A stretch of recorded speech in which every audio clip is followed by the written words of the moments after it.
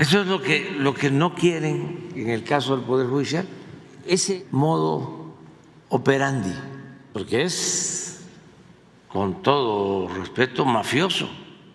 Y eso viene desde la época de Porfirio Díaz. No pudo la revolución con eso. Cuando Porfirio Díaz, les cuento del Poder Judicial, una historia. Se lleva a cabo la huelga de Cananea, que es histórica, y reprimen a los obreros, matan a los trabajadores mineros y detienen a los dirigentes, llamados por los porfiristas los cabecillas. Y los dos hombres fuertes de Sonora, Torres y el otro, no recuerdo, y Zaval, creo, le ponen un telegrama a Ramón Corral, que era el ministro del Interior de Porfirio Díaz, y le dice: como escarmiento a estos cabecillas los vamos a fusilar. Uno era Vaca Calderón y otro no recuerdo, pero era un dirigente de Jalisco. Entonces Ramón Corral, que era muy reaccionario, pero no tan tonto como aquellos, les dice: no, se va a hacer un escándalo. De por sí, estamos hablando de la represión de Cananea, si los fusilan. Y le dice Ramón Corral: les voy a mandar mejor un juez y él los va a juzgar. Esteban Vaca Calderón era el dirigente y el otro Diegues, y mandan al juez. ¿Quién era el juez? Señor Sodi, por ahí está, Sodi, mandaron. Claro, la condena, ¿no? Pues llevaba consigna a San Juan de Ulúa, a Vaca Calderón y a Diegues. Entonces estuvieron allí en San Juan de Ulúa desde 1906 hasta que triunfa la Revolución Maderista, 1911. Salieron vivos de milagro de la cárcel. Pues, ¿qué creen que pasó con ese juez después, a poco tiempo? Llegó a ser presidente de la Corte. Entonces, no tiene ser. Mire el acuerdo político electoral Coahuila, para recordarlo, ¿no? Que ni siquiera tiene mucho tiempo. ¿Cuándo fue? Fue 23. El Partido Revolucionario Institucional conducirá y siglará la gubernatura del Estado de México y Coahuila en el año 2023. Eso de siglará es que… partido. Entonces el PRI va a registrar al candidato a gobernador del Estado de México y de Coahuila. Mientras que el partido, o sea que Estado de México y Coahuila quedan para el PRI. Así es. Para decirlo claro. La presidencia y la jefatura de gobierno. Mientras que el Partido Acción Nacional signará, o sea, le tocará la presidencia y la jefatura de gobierno de la Ciudad de México. Lo que sucedió, pues, ¿o no fue así? Antes de que existieran los candidatos, me imagino, ¿no? Sí. Ya estaban. Imagínense los militantes de estos partidos que participan, que algunos hasta los llevan a votar o se manifiestan cuando ya está cocinado todo arriba, así como quieren que se sigan eligiendo a los jueces y a los magistrados y a los ministros, que en la cúpula, ¿no? Porque el pueblo no sabe de leyes, se necesita gente experta, con experiencia, y vuelven con lo de la experiencia. No todos, pero hay abogados que ya con 10 años de experiencia son como gánsteres. Un joven que sale de la escuela de Derecho es un ángel de una mentalidad abierta, fresca, quiere hacer justicia. Ya cuando pasa el tiempo en un régimen corrupto, como era antes, ya aprendieron, pero a transar. Entonces, eso es lo que está a cambio. Distritos electorales, acuña uno en el supuesto del que la UDC vaya con Morena, sería otro distrito. Monclova 5, me imagino que son los distritos, ¿no? Torreón, Frontera, las secretarías, Infraestructura y Obras Públicas. Esto es lo que le iba a darle el PRI al PAN. Esta era la moneda de cambio. Eran esos distritos y las secretarías de Infraestructura y Obras Públicas, de Fiscalización, de Medio Ambiente, Turismo, o Economía o Cultura. Faltó la administración de los baños del mercado de Saltillo.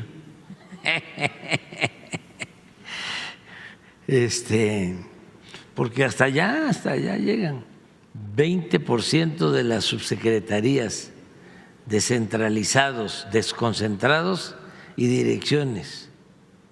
El subsistema de educación, el Instituto de Transparencia, que se supone que es autónomo, ¿no? Como el de aquí, que es autónomo, el federal. Descentralización de infraestructura educativa o agua, ¿sí? O junta de caminos, 20% de los registros civil y oficinas de recaudación, 20% de direcciones de los planteles educativos y universidades, también, que es autónoma la universidad, ¿no? 6 notarías. Y ratificación de Bernardo debe ser como magistrado. Todavía falta. Pues es que en el 24 les toca. Alcaldía, sí, Monclova, General Cepeda, Candela y Juárez. Esto le tocaría al PAN, ¿no? Sí. Más Musquis, Frontera, Rosita, Basolo, Escobedo, Madero, Acuña y Castaños, más La Madrid y Torreón. Y falta la otra parte, la correlación. Todos los candidatos se podrán modificar siempre y cuando existe el acuerdo de los partidos políticos. En cada planilla que no encabece el Partido de Acción Nacional llevará por lo menos un regidor y dirección del ayuntamiento.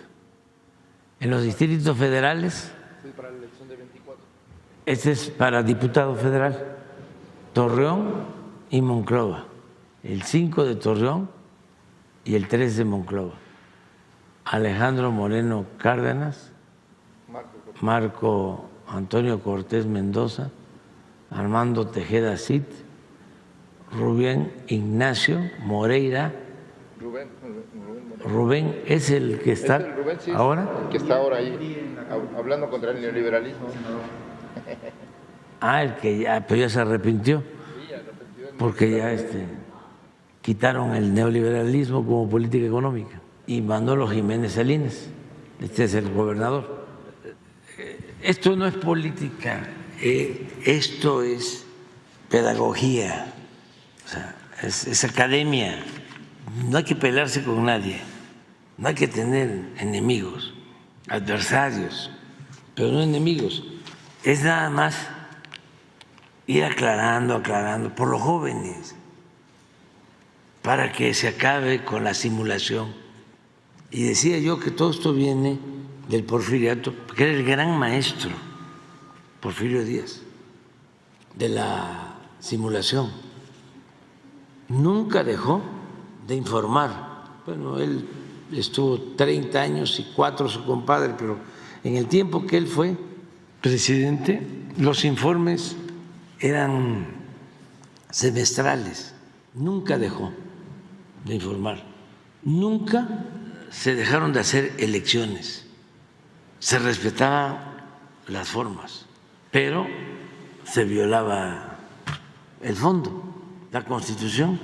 Se respetaba en la forma y se violaba en el fondo. Donde aparecen cosas sobre lo que realmente era, porque era un gran simulador, y él fue el creador de este régimen que está finalizando, ¿no? Que está ya en franca descomposición y decadencia. Todo esto que estamos viendo, pues es parte de eso. Pero él fue el creador y duró mucho el régimen, donde se le descubre, porque es muy difícil que en un discurso, sí hay discursos muy descarados, ¿no?, por su autoritarismo, llegan esos informes a hablar de la guerra del Yaqui, de la guerra de los mayas, y llega a decir de que impiden el progreso y que se sentían los dueños de las tierras y de las aguas y de los bosques. Pues ¿de quiénes eran las tierras? Pues de ellos. Pero por lo general cuidaba las formas. Donde se empieza a saber más sobre él, porque engaña muchísimo. Hay gente que todavía piensa que era un gran gobernante, insensatos, diría el maestro Silva Gerso, que piensan que estábamos mejor en la época del Porfiriato que después de la Revolución. Don Jesús Silva Gerso, porque engañó, por ejemplo, un gran engaño el que no se endeudó el país y fue el gobernante que más endeudó a México. Eso que les estoy diciendo se puede probar. Y fue el primero en aplicar un rescate en beneficio de empresas y de políticos corruptos, con la llamada nacionalización de los ferrocarriles. Rescató a todas las empresas extranjeras y convirtió el rescate en deuda pública. Todas las empresas ferrocarrileras que les habían entregado concesiones y subvenciones para construir los ferrocarriles, de repente las compra el gobierno, compra todas las acciones. Interviene el Limantur, que era el secretario de Hacienda, y hacen también una gran tranza porque el hermano de Limantur pues tenía información privilegiada, sabía que se iban a comprar las acciones, solicita un crédito, se lo otorgan y compra acciones en Nueva York que no valían nada de los ferrocarriles, y luego al momento que se les rescata, las acciones se van para arriba, de los grandes, jugosos negocios. Pero la idea de la gente, o de algunos, ¿no?, que defienden el porfiriato es: no hubo deuda y muchísima corrupción, muchísima. Estaban los funcionarios en todos los consejos de administración de las empresas petroleras y de las compañías mineras. Pero ¿dónde es que se conoce más?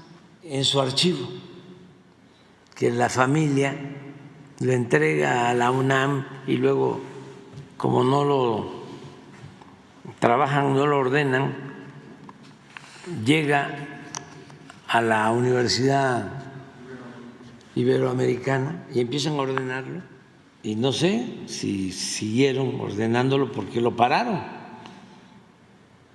cuando se empiezan a encontrar los archivos, los telegramas, porque decía una cosa y hacía otra. Entonces ahí está en esos archivos el telegrama de mátalos en caliente. Públicamente, la ley es la ley, pero nunca pensó que su familia, también a lo mejor su familia, no valoró lo que estaba entregando, ¿no? Y ahí en los archivos pues se encuentran cosas. Le consulta, por ejemplo, un gobernador de San Luis Potosí, que eran hermanos, se pasaban la gobernatura entre un hermano, creo que uno se llamaba Pedro y otro Pablo. Búscalo a ver si está por ahí. Eran los mismos. Cuando no era Pedro, era Pablo. y le pide un consejo. Dice, tengo un periodista, dice, que me tiene ya muy molesto porque está me criticando y criticando y criticando y criticando.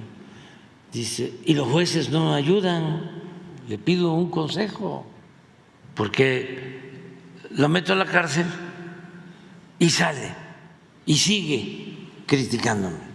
¿Cómo le hago? Le escribe Porfirio. Todo esto lo pueden encontrar en el archivo de la Universidad Iberoamericana. Sí. Y también don Daniel Cosío Villegas tiene algo de eso. Le dice Porfirio, mira, te doy un consejo, mételo a la cárcel y como dices, va a salir, pero como así son estos, hablando despectivamente de los periodistas críticos, te va a seguir criticando, lo vuelves a meter, lo van a volver a sacar, va a seguir con lo mismo, lo vuelves a meter. Y le dice, a ver quién se cansa primero. Ese era Porfirio. Pero eso solo en los documentos privados.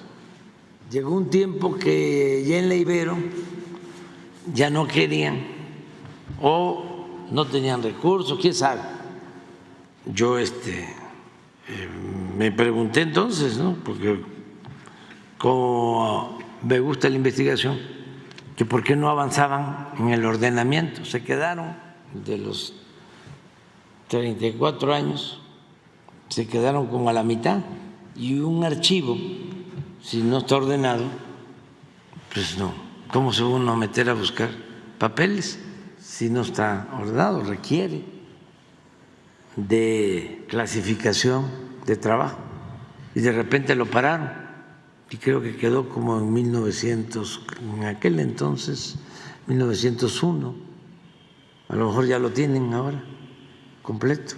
Pero ahí está la esencia, esto para los jóvenes, de lo que fue el régimen político mexicano en la época del autoritarismo. Pero no solo de Porfirio, porque vino la revolución. Y a pesar de que fue profunda, no pudo con eso. Eso se trasladó a la época posrevolucionaria. Lo que decía, y que repito mucho, don Daniel Cosío Villegas, ya no está don Porfirio, pero se quedó doña Porfiria. Esas prácticas, que son todavía estas, de ahí viene. Porfirio creó el tapado cuando sacó a su compadre, Manuel González. ¿Por qué fue el tapado? Porque habían 5 o 6 que querían. Como acababa de llegar con la bandera de la no reelección, no podía a la primera cambiar la Constitución. Entonces tenía que poner a alguien. Entonces empiezan las especulaciones y surge el tapado. Nadie hablaba nada hasta que se da la línea y empiezan a llegar los telegramas, ¿no?, de todos los estados. Aquí todos estamos con Manuel González, aquí todos estamos con el Manco, todo el pueblo quiere a Manuel González, nadie mejor que Manuel González. La cargada, o sea, el tapado, el dedazo, la cargada, el besamano, que venían aquí al Palacio los sectores a pedirle cada 4 años que siguiera adelante, ¿no?, que se siguiera sacrificando por el bien del país, porque si no se iba a perder el progreso y la paz. Y ahí se sacrificaba cada 4 años. Y así lo decía, me lo piden y voy a seguir adelante. Pero todo eso, o sea, está relacionado con esas prácticas. Entonces, ¿por qué no elige el pueblo? ¿Por qué? ¿Qué no estamos en la era de las comunicaciones? ¿Qué no están las redes sociales? ¿Qué no hay televisión pública, radios públicas? ¿Qué no tiene medio de comunicación el Poder Judicial para que hablen todos los candidatos y se expresen y se sepa quiénes son y qué han hecho, y que ya después el pueblo decida libremente.